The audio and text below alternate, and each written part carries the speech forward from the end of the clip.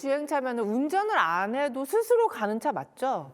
맞습니다. 네. 네. 사람이 관여하지 않아도 되니까 그러니까 무인 자동차랑 어느 정도 좀 비슷한 건가요, 개념이? 조금 달라요. 대부분의 사람들이 자율주행차하고 무인 자동차하고 같다고 생각을 하는데 자율주행이 조금 더 큰 개념이에요. 그러니까 무인 자동차가 자율주행차의 일종인 거죠. 운전자가 없는 것만 무인 자동차라고 하니까 좀 더 무인 자동차가 작은 개념이고요. 근데 이건 원격으로 움직이는 거잖아요. 그러니까 이런 것까지 포함되는 거고 차가 주행 환경 인식하고 경로도 알고 이렇게 해서 운전자 개입하지 않아도 이렇게 안전하게 갈 수 있도록 하면 그걸 자율주행차. 보통 이제 자율주행이라고 했을 때 레벨을 여러 개로 나눠요. 최근에는 ASE라고 해가지고 한 6단계로 나눠요. 0부터 5까지. 0, 1, 2까지는 도와주는 거 정도로 생각하시면 돼요. 0은 보조. 없는 거. 1단계는 약간 도와주는 거. 지금 2단계가 많이 이제 들어가고 있는데 2단계는 그냥 냅두면 차선도 지켜주고 뭐 핸들 좀 손을 놓고 이렇게 있으면 가고 하는 그런 거 있죠.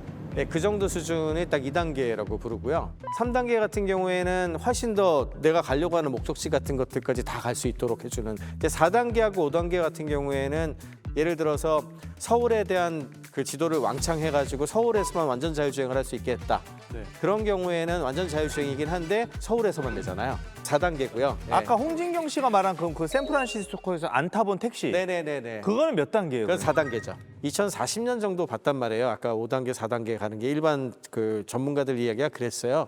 근데 옛날에는 예상을 하면 그보다 뒤로 갔거든요. 사회 합의하는 시간이 걸려서. 요즘은 더 빨라지는 경향이 있어서 어쩌면 생각보다 빨리 그런 식으로 될 수도 있지 않을까? I'm right here. Hello. 와, 차 천장 위에 저런 게 달려 있어요. 아니 멈출 때 브레이크 등 들어오고. 그래서 처음에 탈 때 되게 기분 Thanks 이상해요. for picking me up. 나 무서울 것 같아. We'll do all the driving, so please don't touch 저게 이제 구땡 회사 or pedals. 자회사인데 웨이브라고 하는 서비스거든요. We may use interior cameras. Byway. 저는 일단 차가 스스로 간다는 것 자체가 아직도 너무 신기하거든요. 그러니까 어떻게 차가 스스로 가는 거예요? 세 가지 단계라고 보시면 될 것 같고요.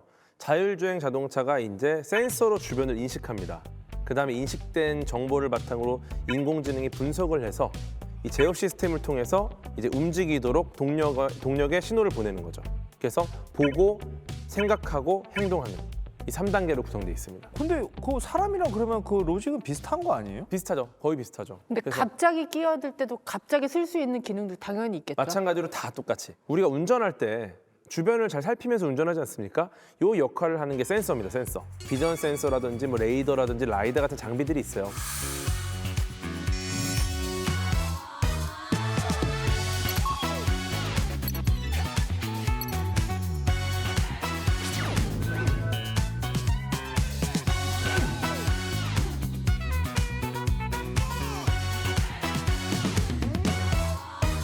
나 근데 그거 궁금했어. 라이다랑 레이다랑 나는 영어로 레이더고 어디 독일어로 라이더인 줄 알았어요. 다른 거예요? 그게 다른 거더라고요. 완전히 다르죠. 네. 일단은 그 레이더랑 라이다는 원리 자체는 비슷해요.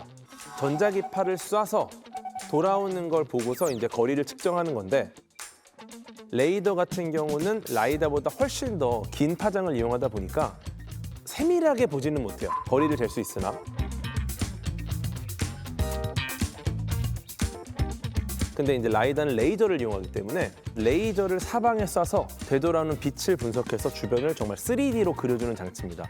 그러니까 물체의 정확한 거리나 폭이나 높이를 잘 구분할 수 있고요. 사람이 하듯이 차 주변의 지형 지물을 다 파악하고 갑자기 지나가는 사람을 본다던가 여러 가지 뭐 이제 피해야 되는 것들, 다른 차량들 이런 정보를 다 얻는 거죠.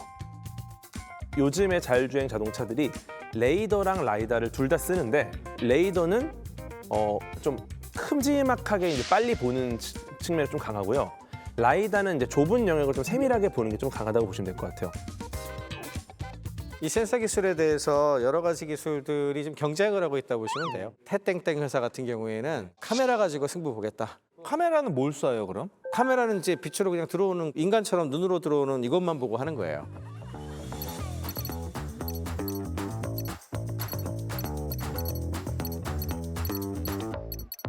그러면 그냥 진짜 사람처럼 그렇죠. 여기 카메라 여러 개 가지고 하겠다. 이제 이게 태땡땡 회사가 하려고 하는 전략이고 카메라 좀 싸거든요. 그래서 비전 카메라를 통해 가지고 하는 그런 것도 선택을 하고 있고 라이다가 워낙 비쌌어요. 이게 뭐 5천만 원, 6천만 원, 1억까지 갔으니까 너무 비싸서 야 이렇게 비싼 장비까지는 필요 없다. 그래서 카메라를 그래서 이제 비전 센서 카메라와 이제 레이더만을 이용해서 이제 자율주행을 하려고 시도를 했었고 그런데 재밌는 건 이 라이다가 굉장히 가격이 떨어집니다. 맞아요. 가격이 네. 세졌어요. 오스틴 러셀이라는 분이 여기서 등장을 하는데 이분이 지금 그 제2의 일론 머스크라 불릴 정도로 자수성가한 부자기도 하고 굉장히 주목받는 이제 공학자죠.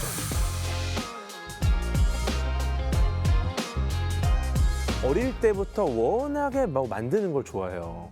예를 들어 부모님한테 휴대폰을 뺏겼더니 닌땡땡의 게임기를 개조해가지고 휴대폰을 만들어서 쓸 정도로 네 정말 독특한 친구인데 대박이다. 네 이분이 라이다가 너무 비싸니까 어떻게든 저가형 라이다를 만들려고 노력을 정말 많이 했고요. 지금 놀랍게도 라이다 가격이 50만 원, 100만 원까지 떨어졌어요. 1억 가까웠던 게.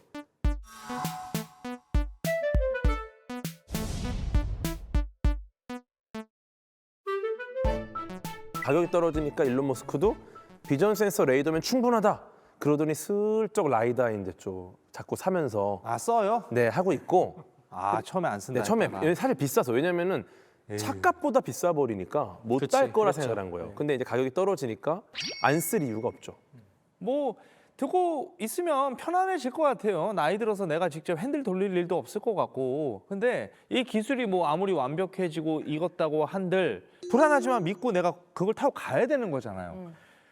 모두가 그게 믿음이 가는 시대가 오겠냐는 거지. 그러니까 내 말은. 싹 다 바뀔 수 있는 시대가 과연 언제 오느냐. 모두가 자율주행차면 완전히 믿고 맡길 수 있는 시대일 거고 그게 아니라 자율주행차와 사람이 모는 차가 같이 결합이 돼 있으면 뭔가 조금 작은 사고들이 계속해서 일어날 것 같아요. California's DMV has suspended Cruise's driverless taxis here in San Francisco, effective immediately. Now, the notice from the DMV says that the vehicles aren't safe for public operation and that Cruise has misrepresented information relating to safety.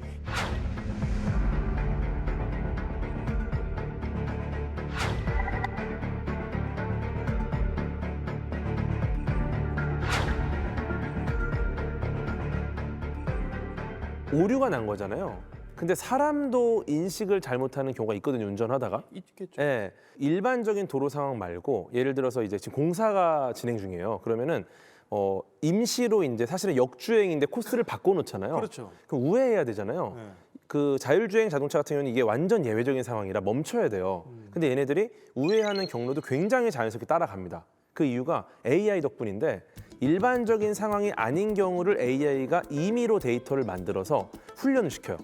그러니까 예를 들어서 도로 한복판에 갑자기 사람이 대자로 누워있는 경우는 학습된 적이 한 번도 없잖아요. 그런 예외 상황을 학습하지 않으면 나중에 사람이 정말 누워있는 추격이 있을 때는 이 차는 그걸 인지 못합니다.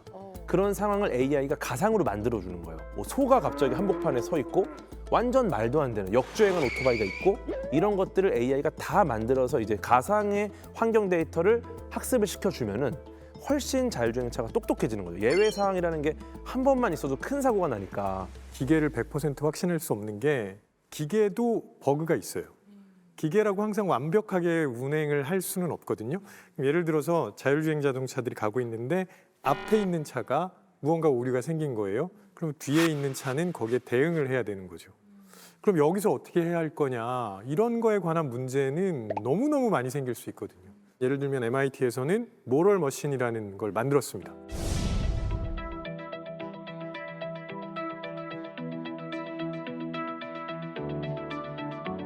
운전대를 이쪽으로 틀었을 때 어른이 있고 이쪽으로 틀었을 때 아이가 있어요. 그럼 어느 쪽으로 틀어야 될까? 부터 시작해서 안 틀면 어떻게 되는데요? 안 틀면 앞에 있는 사람을 더 많이 치게 된다면 아 그래요? 그러니까 이게 굉장히 다양한 상황들을 만들어낼 수 있거든요. 이건 기계가 결정할 수는 없어요. 그러니까 시뮬레이션으로 되는 게 아닌 거죠. 그렇죠. 그거는 윤리적 판단이 들어가는. 네. 많은 사람들이 동의하는 쪽으로 가야 된다고 얘기를 하는 거고요. 그 순간에 틀 수 있습니까? 편한 쪽으로 틀 것 같은데 자기가 사는 쪽으로 네. 들겠죠, 사실. 본능적으로. 근데 그거는 사람이 했을 때는 그 사람이 다 책임을 지면 되는데 자율주행 자동차가 했을 때는 그건 프로그래밍으로 입력해야 되는 거기 때문에 어느 정도 동의를 얻은 상태에서 이 프로그램을 만들어야 된다는 거잖아요.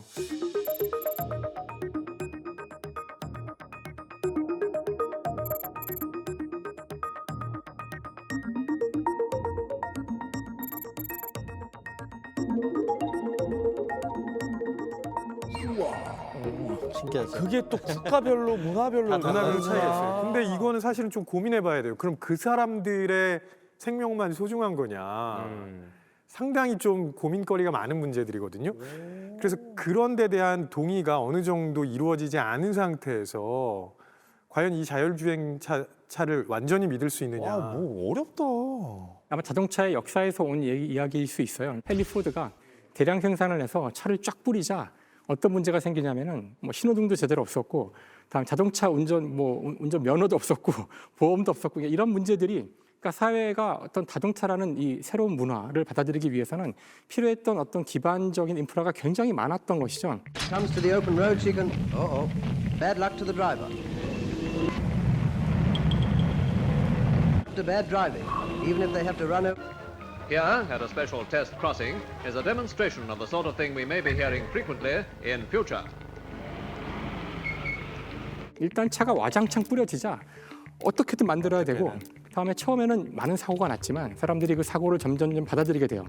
지금도 우리가 얼마나 많은 사람이 차로 죽습니까? 그럼요. 근데 우리가 차 때문에 사람이 죽는다고 해서 차를 타지 말자는 말은 하지 않거든요. 제가 확인해 보니까 2022년에도 2,500명 가까운 사람이 우리나라에서 죽었으니까 하루에 7명 정도씩 죽고 있거든요, 지금도. 하지만 이 숫자는 계속 줄고 있어요. 사람들은 물론 사고가 안타깝지만 받아들여서 내면화한 거예요. 그 사고는 어쩔 수 없다고. 그러니까 자율주행차도 물론 초반에 많은 문제가 있을 것이고, 그런 사고가 없이 그냥 그냥 잘 되면 좋겠지만, 지금까지 수많은 역사를 봤을 때에는 분명히 사고가 일어날 것이고, 사고의 책임이 누구인지, 소프트웨어를 어떻게 할 건지 논란이 있겠지만, 결국은 그 사고를 우리가 감내할 수 있다고 믿는 순간이 자율주행차의 시대가 오는 거예요. 그렇죠.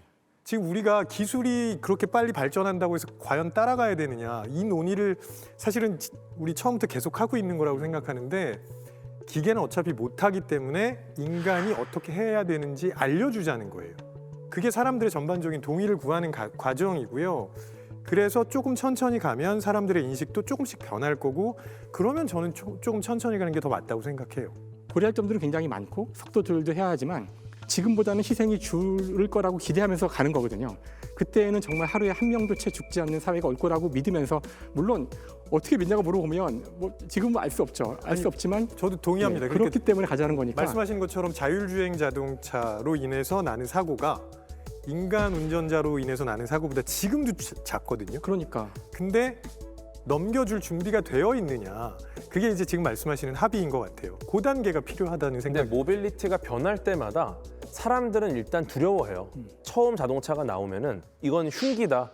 여기에 치면 어떻게 될까? 비행기가 나오면은 야, 이건 추락하면 어떻게 될까? 상용화가 되기 전까지는 익숙해지지가 않아요. 이 두려움은 익숙해져야 사라집니다. 만약에 자율주행이 정말 우리의 미래의 모빌리티라면은 빨리 익숙해지면은 그만큼 더 많은 사람들이 더 편리하고 안전하게 다닐 수 있지 않을까. 좀 그런 기대를 이제 과학자들 하는 거죠.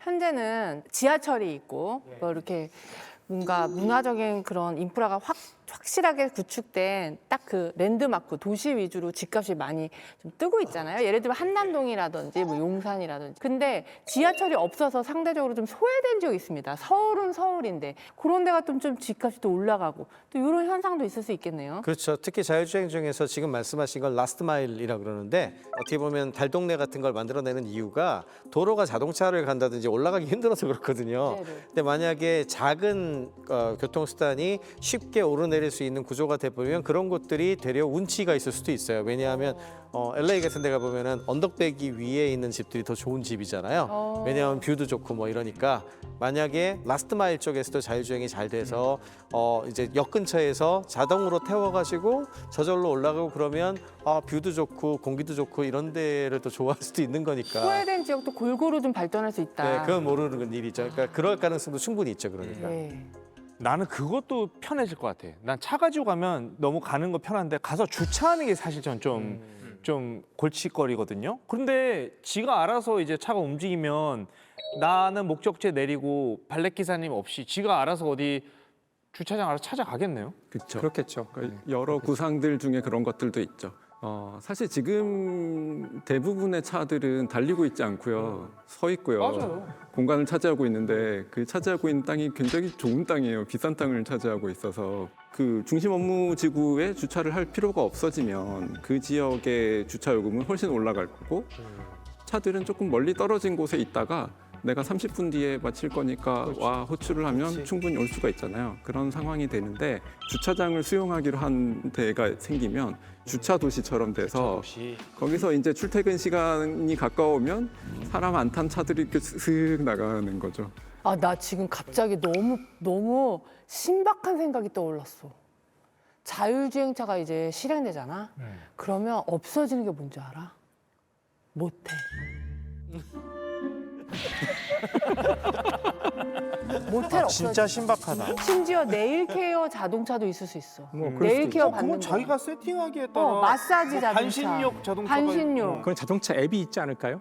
그냥 다 앱을 깔아서 탁 누를 때마다 바뀌는 거죠. 내가 원하는 네일로 딱 하거나 침실이 되거나. 그건 나 살아있을 땐 그건 안 되겠죠? 그 정도까지는 안 재밌겠다. 되겠죠? 아니 어차피 계속 커스터마이징 쪽으로 갈 수밖에 없을 거예요. 그렇죠. 네. 운전을 안 하는 시간을 좀 더 효과적으로 활용할 수 있지 않을까 저는 이렇게 생각을 합니다. 제가 하고 싶은 얘기가 그 얘기였어요. 뭘 모텔이 없어질 거 아니 활용의 문제잖아. 결국엔 뭐든지 다 활용할 수 있어. 활용 방식의 차이인 거지. 활용 방식의 차이. 네. 무엇을 활용하느냐. 예시를 하나 주신 거죠, 예시를. 그렇죠. 한번 생각을 해봤거든요. 이 자율주행차가 왔을 때 어떤 변화가 생길지 지금 모텔도 나오고 얘기 나오고 온갖 얘기 나왔지만 자동차가 그냥 움직일 수만 있고 운전이 필요 없다면 그냥 공간이 하나 생긴 거잖아요. 네. 그럼 그게 그냥 나의 방이 될 수가 있다면은 이미 집에 방이 필요 없이 집은 거실만 있고 이 자율주행차 자체가 밖에 나갔다가 들어왔다가 하면서 이 방이 나갔다 들어오는 거죠. 오, 작은 집이 될 수 있겠다. 가전제품이 집에 있는 이유는 전기를 사용하기 때문인데 자율주행차는 분명 전기차일 거라고요.